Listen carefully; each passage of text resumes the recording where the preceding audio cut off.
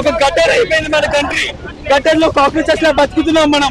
ఎందుకు ఆవేశపడిపోవడం వల్ల రాజకీయాలు మారిపోవు, రాజకీయ నాయకులు మారిపోరు, ఓటర్లు మారిపోరు. ఎవ్వరికి ప్రజల గురించి పట్టి లేదు, ఎవ్వరికి స్టూడెంట్స్ గురించి పట్టి లేదు. అది పేపర్ లీక్ అవ్వదు.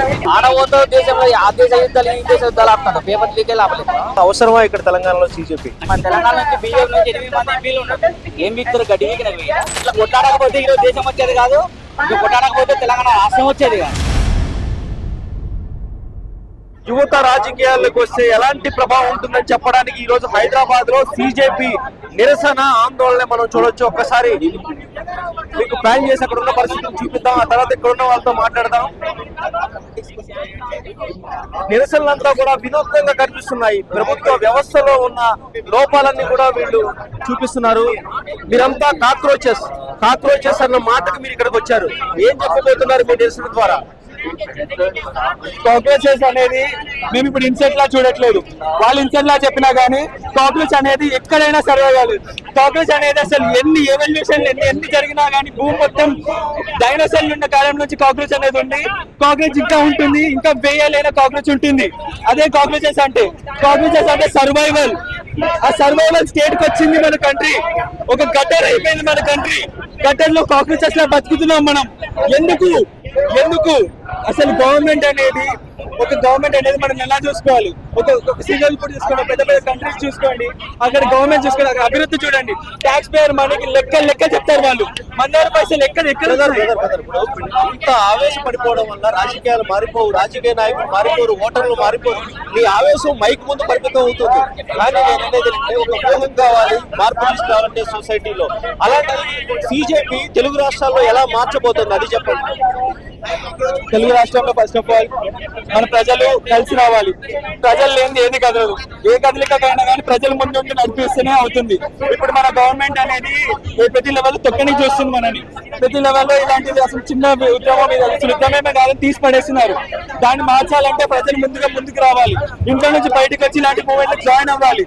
ఇలాంటి సీజేపీ అనేది అవసరం ఉందా? తెలుగు రాష్ట్రాల్లో మీరు ఆవేశపడుతున్నంత పరిస్థితులు తెలుగు రాష్ట్రాల్లో ఉన్నాయి. ప్రతి లెవెల్లో ప్రతి ఏ పార్టీకి అయినా కానీ ఎండ్ ఆఫ్ ద డే అదే టెంప్లెట్, అదే ప్లే బుక్.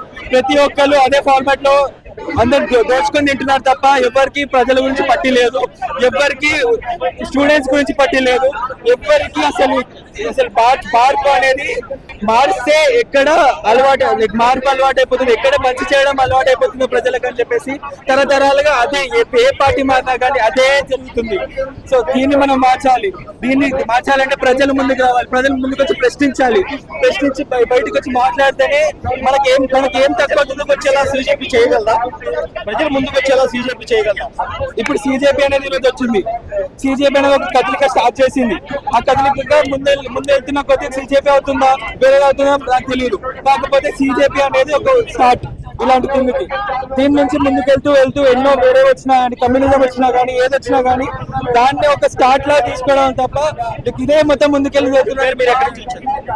మీరు ఎక్కడి నుంచి వచ్చారు? నా పేరు అనిల్. నేను ఇక్కడే సికింద్రాబాద్ లో ఉంటాను. మీ పేరండి? మోక్ష. ఏం చేయబోతున్నారు సీజేపీ ద్వారా, ఈ నిరసన ద్వారా ఏం చెప్పబోతున్నారు ఈ ప్రభుత్వానికి? సీజేపీ ఇప్పుడు ఎందుకు వచ్చిందంటే పేపర్ లీక్ వల్ల, ఈ ప్రొటెస్ట్ పేపర్ లీక్ వల్ల. అది పేపర్ లీక్ అవ్వదు. అది గవర్నమెంట్ అవ్వనీయకుండా చేయాలి. That is our basic rights. మిగతా కాక్రోచెస్ ఏమన్నారు కూడా మాట్లాడదాం. కాక్రోచెస్ అనొచ్చా మిమ్మల్ని? అనొచ్చా? ఏం చేయబోతున్నారు కాక్రోచెస్? తెలంగాణలో ఏ మార్పు తీసుకొస్తారు? తెలంగాణ మార్పు అంటే ఒక మాట, దేశంలో ఫస్ట్ పేపర్ లీకేజ్ తీసుకుంటే పెళ్లి చేసుకున్నవానికి సన్యాసికి చాలా తేడా ఉంటాయి. సన్యాసి అంటే ఏడదిన్నా ఏడవన్నా ఎవడి అడిగేతోళ్ళే చేసేది. ఇక్కడ మనం చదువుకున్న మనకంటూ ఒక ఫ్యామిలీ ఉంది, చదివి నీ పిల్లలు నీకు ఎగ్జామ్ రాస్తే తెలుస్తుండే ఎంత మంది కడుపులు కోత వచ్చి నువ్వు ఈరోజు పేపర్లు ఎలక్షన్ లేదా కరెక్ట్ నడుపుతావు కదా, పోలీసులను పెడతావు, పెట్టాలని తిప్పుతావు, రాపిస్తావు. మళ్ళీ ఎగ్జామ్ రాపినే కానీ ఎగ్జామ్ పేపర్ లాపలేము. ఆడబోతో దేశంలో ఆ దేశ యుద్ధాలు ఈ దేశ యుద్ధాలు ఆపుతాడు. పేపర్ లీకే లాపలేము. ఇంత చేతగాని పని నీకెందుకు అట్లా చేతగానం? నీకెందుకు అది చేతగానం? అందుకే చదువుకున్న చేతల దేశం పెట్టినా, రాజ్యం పెట్టినా, ఊర్లో మన రాష్ట్రం పెట్టినా ఎప్పుడైనా బాగుంటది. సన్నాసిగాల చేత చేతులను పెడితే ఇట్లా ఉంటుంది మన జీతాలు. ఇంకా 10 ఏళ్ళు కొట్లాడినా మన దేశం అభివృద్ధి అభివృద్ధి అభివృద్ధి అనుకుంటూ పోతారు తప్ప ఏం మీ పేరు బ్రదర్? నా పేరు భాష. మీరు ఎక్కడి నుంచి వచ్చారు? నేను అశోక్ నగర్ నుంచి వచ్చాను, తెలంగాణ. చదువుకున్న వాళ్ళ చేతిలో అధికారం పెట్టాలి కదా. ఇక్కడ ప్రజాస్వామ్య వ్యవస్థ, ఓట్లు ప్రజలు వేస్తున్నారు, వాళ్ళు గెలిపిస్తున్నారు, వాళ్ళకి కావాల్సిన నాయకులు. మీరెవరో వద్దని చెప్పడానికి, మీకెవరో అభ్యంతరం చెప్పడానికి. ఇక ఓటుకు నోటు నడిచేంత వరకు మనం ఏం చేయలేము మన దాన్ని. ఇప్పుడు ఫస్ట్ ఆఫ్ ఆల్ మనలో మార్పు రావాలి. వాణిజ్య టీవీ నుంచి మనకేం లాభం లేదు. ఫస్ట్ చదువుకున్నోడు కూడా ఫోటో చేసి పోయే పరిస్థితి లేదు. 500 ఇస్తే చేతులు పెట్టుకుని ఓటేసుకుపోతే ఇప్పుడు వాడికి ఓటేసాం అంటే వాడు మనల్ని అంటున్నాడు. మనం తన్నిసుకోవాల్సిన తప్పదు. ఇంకా నువ్వు 100 ఏళ్ళు నువ్వు ఎన్ని కష్టపడినా, నువ్వు ఎన్ని రోజులు తిని 5 రూపాయల పోయి తింటున్నా, 10 రూపాయల పోయి తింటున్నాడో ఇంటికి పోతావు, మళ్ళీ పోయి 5 రూపాయలు ఓటేస్తాం. ఇప్పుడు ఏం తప్పదు నీ దగ్గర తప్పు, అందరికీ తప్పలేదు. వాళ్ళదేముంది చెప్పు, వాళ్ళకి పెట్రోల్ డీజిల్ గవర్నమెంట్ దాని నుంచి నడుస్తుంది. ఏమున్నా గవర్నమెంట్ వసతులే నడుస్తాయి. మన అక్కడ కాదు కానీ 5 రూపాయల పోయి తినాలా, కడుపు నింపుకోవాలా, అడవాలా, ఉప్పుడు తిని కూడా ఇంకో 2 ఉప్పుడు ఉండదు. మనకున్న పరిస్థితులను చూసుకునే మనం మారి ఫస్ట్ మనలో మార్పు రావాలి. వాణ్యాన్ని మనం ఇప్పుడు తెలంగాణలో ముఖ్యంగా సిజేపీ బలపడే అవకాశాలు ఉన్నాయా? అవసరమా ఇక్కడ తెలంగాణలో సిజేపీ? ఖచ్చితంగా అవసరం. ఎందుకంటే ఆల్రెడీ ఒకడు తలగిట్లేదు. ఒక మాజీ సీఎం కేసీఆర్ గారు ఇట్లా చేసిన వల్ల ఆయన పక్కన ఎన్ని చేసిన అంటే భారీ చప్పరగొడించుకో దునబోని తెచ్చుకున్నట్టు మన తన దునబోని తెచ్చుకున్నట్టు వీడికి అందుకే బాబాసాహెబ్ అంబేద్కర్ ఒక మాట అన్నాడు, చదువుకున్న చేతుల రాజ్యం పెట్టు కానీ వ్యాపార చేతుల రాజ్యం పెడితే ప్రజలు వినియోగదారులు ఎత్తారంట. ఇప్పుడు రియల్ ఎస్టేట్ వ్యాపార చేతులు పెట్టాం కాబట్టి దేశం మేము అడుగుతున్నా చెప్పండి అన్న. 3 సంవత్సరాలు అయిపోయింది ఇంతవరకు ఒక నోటిఫికేషన్ ఏమన్నా 5,000 వేస్తా ఉంటారు, 2,000 వేస్తా ఉంటారు. ఒక నోటిఫికేషన్ ఖాళీ అయితే నేను ఎమ్మెల్యే ఉప సర్పంచ్ పెట్టుకుంటావు, సర్పంచ్ ఎన్నికలు పెట్టుకుంటావు, ఎమ్మెల్యే మరి నిరుద్యోగం ఇదే నిరుద్యోగులు ఈయన కూర్చొని మాటిచ్చినావు, ఇదే మాటిచ్చినాడు. ఇదే నిరుద్యోగుల వల్ల మీ వల్ల మేము గెలిచినాము, మీ వల్ల మేము పైకి వచ్చినాము, మీ వల్ల నువ్వు సీట్ వచ్చినా 20 మళ్ళీ ఓడేమో బీజేపీ. మా తెలంగాణ నుంచి బీజేపీ నుంచి 8 మంది ఎంపీలు ఉన్నారు. ఏం బిక్తున్నారు? గడ్డి ఏం బిక్తున్నారు మా మోడీ పేపర్లు ఆపిండు, దేశాన్ని ఆపిండు, యుద్ధాలు ఆపుతున్నట్టాడు.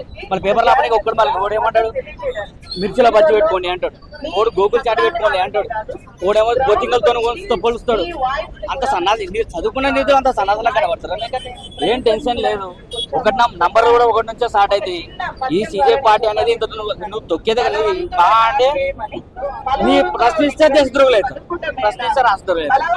అంతే కదని నువ్వు ఎన్ని రోజులు ఉన్నా ఇట్లా కొట్టాడకపోతే ఈరోజు దేశం వచ్చేది కాదు, ఇంకా కొట్టాడకపోతే తెలంగాణ రాష్ట్రం వచ్చేది కాదు. ఎంతో మంది 1360 మంది నిరుద్యోగులు చచ్చిపోయి తెలంగాణ రాష్ట్రం వచ్చింది. ఇక గడ్డ మీద కూర్చొని నేను ఎన్నెన్నో మాట్లాడుతుంటే వాళ్ళకి కుదిరాయి. నీకు కూడా చెప్తాను, ఈరోజు రాసి పెట్టుకున్నా 2023 మనకి తెలంగాణ సీఎం రేవంత్ రెడ్డి గారు రాసి పెట్టుకుని మళ్ళా తర్వాత నువ్వు మళ్ళీ వచ్చి అర్థం పడతావు 2022 ఇది మళ్ళా ఒకరితో ఆగేది కాదు. ఇది నీ ఎవరితోనే పెట్టుకో, నిరుద్యోగంతో పెట్టుకో. మొత్తానికైతే నెంబర్లు కూడా 1తోనే స్టార్ట్ అవుతాయి. ఈ రోజు కాక్రోచ్ జనతా పార్టీ కూడా బలం లేదు, తొక్కి పెట్టొచ్చని అనుకుంటున్నారేమో. భవిష్యత్తులో తెలంగాణలో మీరు కూడా ఊహించలేని స్థాయిలో సిజేపీ బలపడుతుందంటే అనుకున్నారు ఇక్కడ యువత. శేషు వెంకటేశం, హైదరాబాద్.